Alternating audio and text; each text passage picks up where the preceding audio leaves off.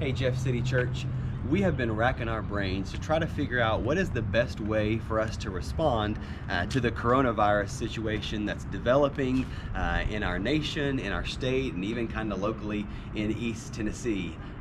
How do we not be fearful about the situation? How do we be respectful of how serious it really is? And I guess most importantly, how do we have a Christian perspective on everything that is going on? Earlier in this week, we had thought about maybe just doing a thing where we remind everybody the healthy practices we already do at the church. We open the doors for you so that you don't have to touch the doorknobs. In between both 9:30 a.m. and 11 a.m. services, we wipe stuff down in Kids Way. They clean the toys in between every single class that meets at the church. We wanted to remind you of those things.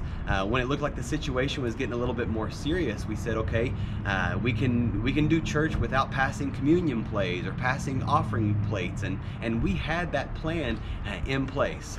But it seems that over the last 24 hours, the situation has changed. Both nationally and at a state level, there have been calls for groups that respond, groups that gather together on a regular basis to seriously consider not meeting together over the next few days.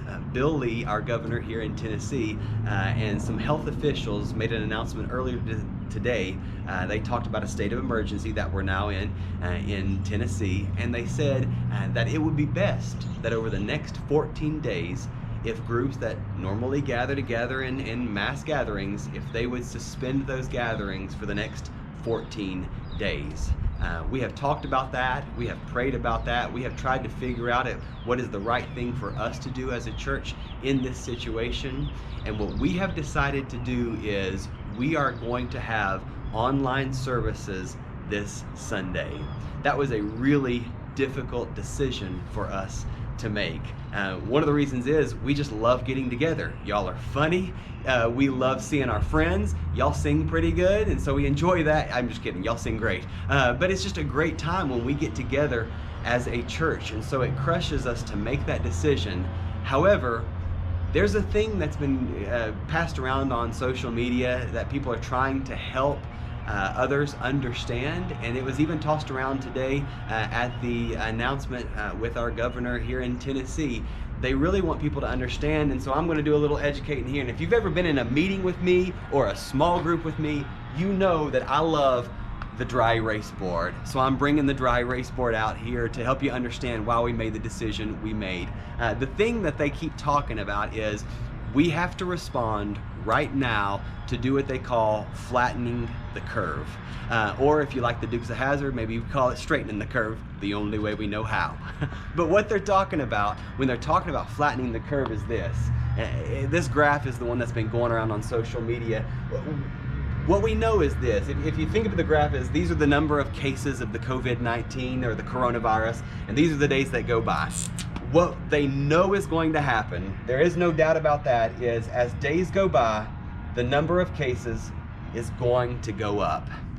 The reason they are asking people to respond right now is because what they don't want to happen is for there to be a huge, quick spike. If we wait a few days, that spike could happen and it could be too late.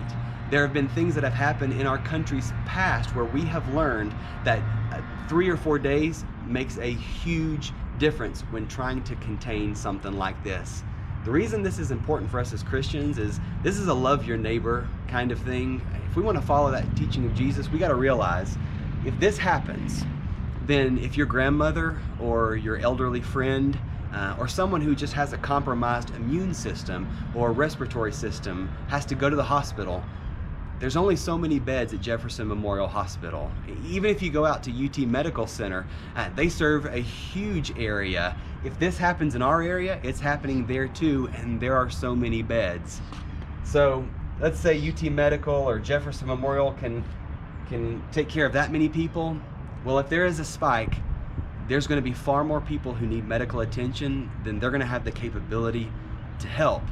And we want to love our neighbors. Let's remember, with the flu, there's vaccines, there's things like Tamiflu and Xofluza and ways to treat it specifically. With this virus, It's not there. That's why there has been such concern, and that's why they want people to act and act now, so that instead of there being a sharp increase in cases, the increase can happen, it's going to happen, but it'll flatten out and happen longer over time, and the people who need medical attention can get that medical attention. That point has been made over and over again, and it was even made to those of us here in the state of Tennessee by our officials today. Since they made that plea, we feel like it is responsible, it is loving, it's not fearful, it's just listening to the facts to say we're going to go to online services this Sunday. While that's a really difficult decision for us to make, what we want you to know is we want to make it a good experience for you. We're going to have some music on there. It's going to be different. It's not going to look like our normal worship services. We're not going to do it in the sanctuary. Luke is going to give a shortened message in his bystander series that we have been doing. We're going to have links on there where you can hear the announcements and know exactly what's going on as we build up for Easter. And I will say this, one of the things that's really hard about making a decision like this is it is hard when churches and other nonprofits close their gatherings, because offerings really matter to us. There are going to be links on the services that we send out, on the links that we send out.